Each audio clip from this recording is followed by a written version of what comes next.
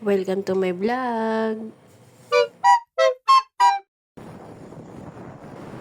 May kinakainan kami dito sa may along Felix Avenue. Malapit sa harapan siya ng Karangalan Market. Ayan.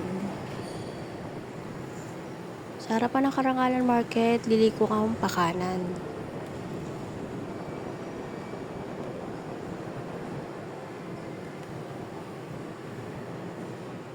Yan ang tagal. Ayan yung bungad niya. Tapos papasukin mo yung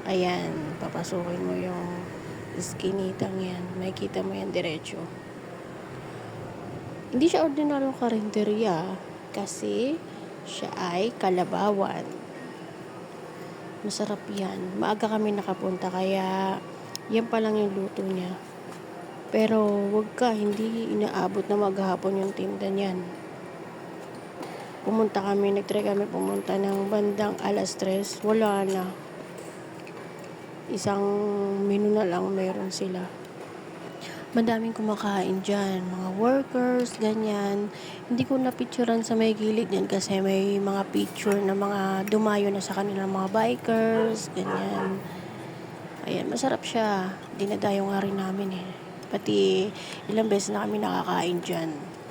Meron din silang kaldereta, papaitan. Ayan, super sarap nung kaldereta nila. Tapos malambot din yung karne nila. Worth it dyan pag dinayo nyo. Kaya lang dapat maaga kayo kasi nga ang daming kumakain. Tsaka mabilis maubos. Kung mahilig kayo sa exotica kasi nga kalabaw yan, hindi yan baka. Ayun, solve na naman ang kain namin dyan. Busog kami. Tapos worth it. Less than 200 lang yan.